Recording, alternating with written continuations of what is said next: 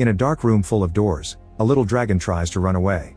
An old man comes after it to catch it, but when he turns around, he discovers another man locking the door to trap him there.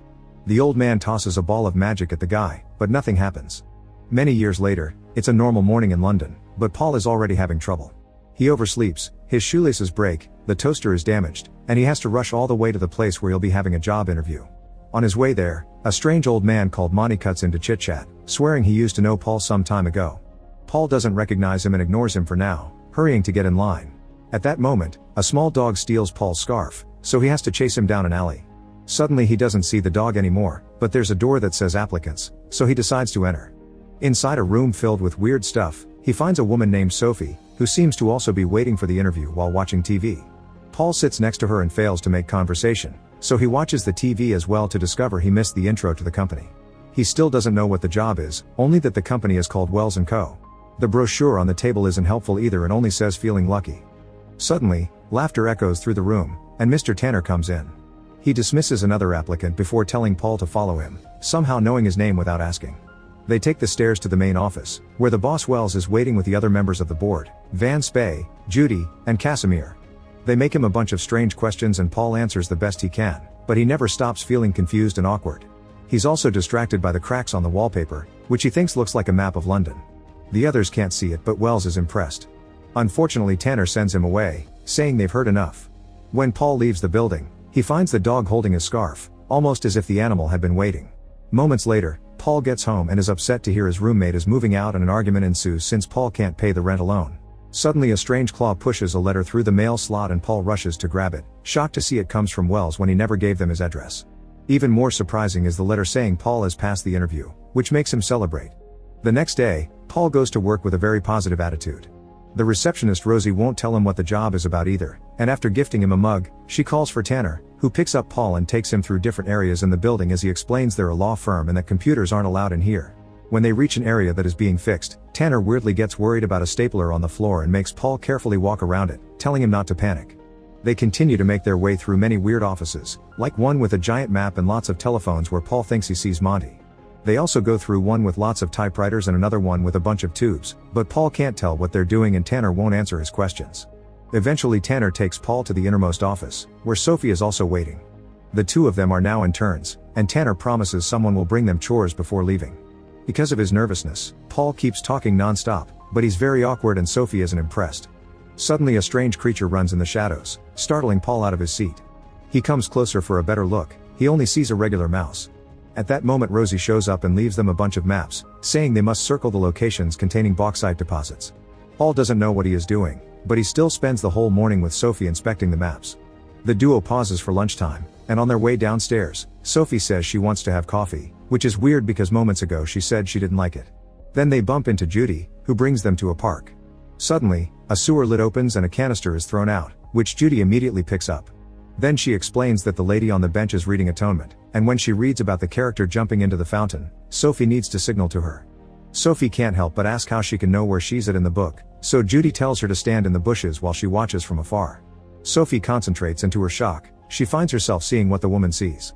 As soon as the reader reaches the right part of the book, Sophie makes the signal, and Judy moves her finger, causing the man sitting by the fountain to suddenly fall into the water. The lady on the bench hurries over to check and a romantic relationship soon begins.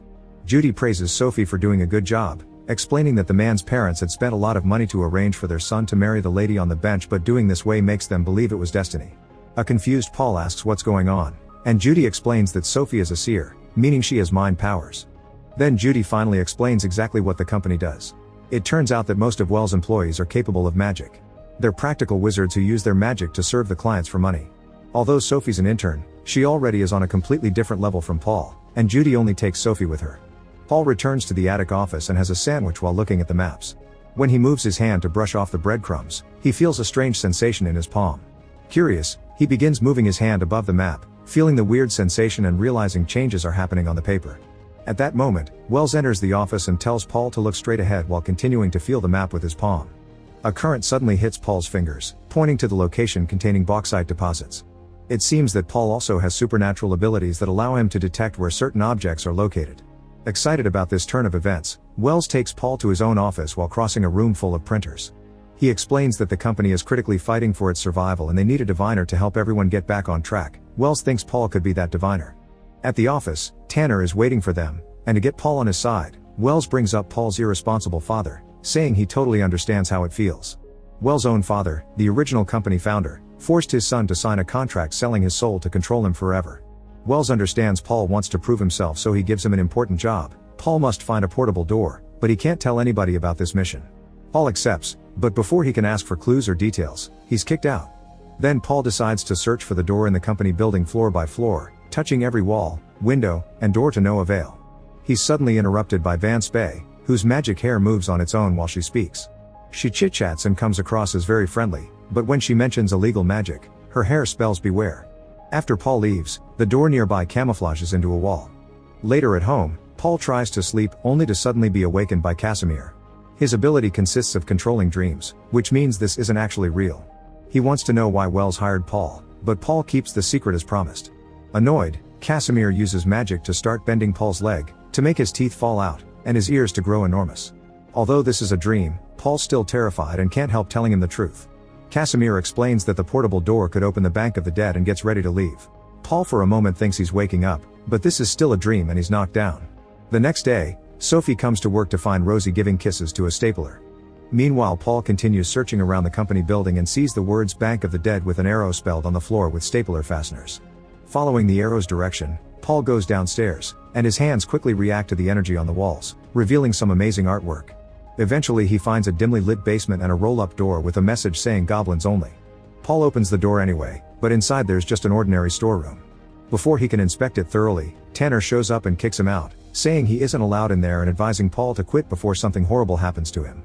In the meantime, Sophie continues to work with Judy, who keeps getting messages from the hands coming out of the sewers.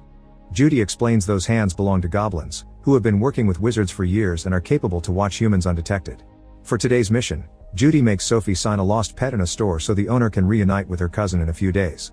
This lost dog turns out to be a picture of the dog with Paul's scarf. Back to Paul, he continues to search the building to no avail. When he returns to his office, he finds Tanner arguing with Sophie over some trouble with her contract. It's now time to go home, and on their way out, Sophie can't help stopping to eat a bunch of licorice even though she said before that she hated it. Suddenly she starts to feel disgusted, and Paul takes her to a pub to have a drink and cleanse her mouth. They chat for a while only to end in an argument about who is doing better at the office. The next day, Paul bumps into Casimir at work, but the man acts as if they're seeing each other for the first time since the interview. Afterward, Paul takes the stairs and bumps into Monty, who admits he distracted Paul on purpose the other day so he would take this company's interview instead of his original one. Monty doesn't want to let Paul pass, but the boy insists until he can return to the mysterious room he saw yesterday. Following the sensations on his hand, Paul discovers that the things inside are an illusion and he immediately crosses it, entering a different room filled with strange specimens and miscellaneous magic items. After playing around for a while, Paul finds a stapler on the floor and when he tries to touch it, he's pushed back. Using his powers, Paul tries again and discovers the spirit of a goblin inside the stapler. The creature points him in a specific direction before disappearing, and Paul concentrates his power on his hands, which finally allows him to bring the portable door out of hiding. Curious, Paul goes through the door, and the moment he closes it, the portable door turns into a towel and he appears in another section of the building. Paul hears voices coming from an office and peeks inside to discover Wells talking about Paul's father and the disappearance of the company's former boss. It's revealed that Wells is trafficking human souls and using the company's employees as test subjects. Once they sign a soul contract, they would completely lose their sense of self, and Wells' next target is Sophie, which explains the change in her taste lately. To make matters worse, the rest of the board members don't know about this, and everyone's badges have special surveillance devices on them. Paul realizes that he can't give the portable door to them, so he picks up the towel and after a few failed tries to use it, he reads the instructions on the label. By reciting a spell and the destination, one could teleport anywhere. To test it, Paul mentions the supermarket, and when he walks through he suddenly finds himself in the supermarket's freezer. Ignoring the weird looks he gets, Paul picks up the towel and returns to the company, where he bumps into Van Spey. She reminds him to come to her if he knows anything, but he ignores her and runs to his office. Once there, he immediately tears off Sophie's badge and throws it away as he explains what's going on, then he takes the towel out to prove his story. Paul mutters the spell to open the door, only to find himself in a strange space with countless portable doors on every surface. Sophie hears someone there asking for help, but Paul quickly pulls her out and rereads the label to learn he must state the destination before opening the door. He tries again and this time they manage to successfully make it to Paul's apartment. Sophie is excited by the possibilities behind such power and immediately begins dragging Paul to visit places all over the world. They go to Egypt and Alaska, surf in Jamaica, and even witness the Aurora Borealis. They still show up for work, and Sophie sees how the cousins reunite at the shop, making her proud that she's using her abilities for good. But whenever nobody is looking or they have breaks, they keep on traveling, and the more they spend time together the more they bond and grow closer. One afternoon, Paul tells Sophie he likes her at the beach. Sophie thinks she likes him too, but she had signed a soul contract, and she can't be sure if her feelings for Paul are genuine. Therefore, they agree to find and destroy the contract. The duo returns to the company through the portable door, and Paul barely manages to hide the towel right before Tanner walks in. However, he notices their clothes and the sand on the ground, quickly understanding what's happening. He demands Paul to return the door and leave the company forever if he doesn't want serious consequences. Then he leaves. Paul and Sophie start arguing over what to do and agree to come back later for her contract. After nightfall, the duo secretly sneaks back into the company building, but the portable door isn't capable of taking them to Wells' office and instead drops them in a printer room. The printers are operating on their own, printing contracts for gym memberships, rental agreements, and more. It turns out Wells has secretly added soul agreements to these everyday contracts in order to make people unwittingly accept to sell their souls. Then they hear some noises, and after seeing a stapler on the floor, they follow the noises and moving shadows into the map room, where papers are flying and small fires are burning. There's some creature in the shadows eating a pizza, so a scared Paul opens the portable door to try to go to Wells' office again, but the door sends them to a dark basement with Bank of the Dead marked on the floor. After finding a contract that confirms they're stealing souls, the duo begins hearing noises again and decides to leave through a very creepy tunnel. At the end of this tunnel, they stumble upon a group of goblins.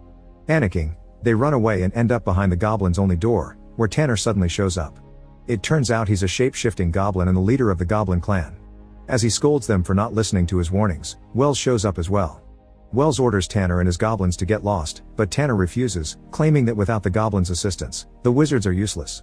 An argument ensues, and Wells uses his magic to transform a bunch of goblins into office supplies.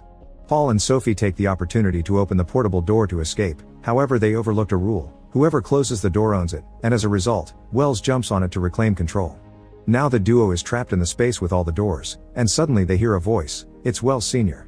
It's revealed that years ago, Wells lured his father to this place using a baby dragon, trapped him here, and then took over the company. Paul remembers Wells Sr. has a contract that should allow him to control his son, however the man explains he can't use it because the soul contract must be deposited in the Bank of the Dead for it to take effect. Thinking they still have a chance, Paul begins looking for an exit, but there are doors everywhere. Wells Sr. says he has already tried and that all doors lead to emptiness. However, Paul concentrates on using his powers and after lots of effort, he finally finds the exit. They come out on the streets, and an excited Wells Sr. takes them back to the company, where he begins making plans. He asks Paul to take Wells' contract to the bank while he goes to confront his evil son and Rosie goes to pick up her husband. The group rushes downstairs, where the goblins are moving all the soul contracts away. Wells Sr. immediately finds his son to begin a fierce battle during which they exchange dozens of magic attacks, destroying the room around them and causing the goblins to panic.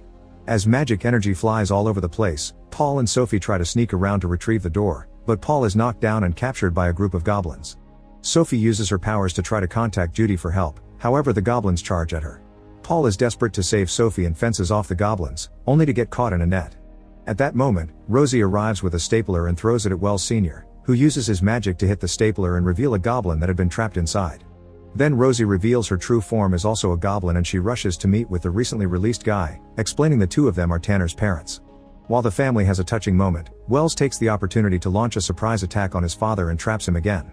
Paul tries to jump on him, but Wells' magic is fast and hits him away.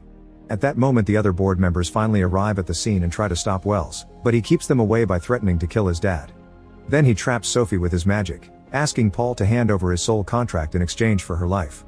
Suddenly Sophie telepathically communicates with Paul, telling him that he could use his powers to create portal doors from zero. Paul concentrates and reaches out his hand, causing several doors to appear in front of him. He summons one of them under his feet and jumps right into the Death Bank, where he immediately hands Wells' soul contract to an employee as he asks for a special trade. The moment the employee retrieves the signer's soul, Wells' powers immediately disappear, which allowed Wells Sr. to trap his evil son with magic while Sophie takes back the towel to open the door to the dark room. Then Wells Sr. locks his son inside as payback for what he went through the last few years. Afterward, Wells Sr. tears off the towel's usage instructions, saying that the door would never open again.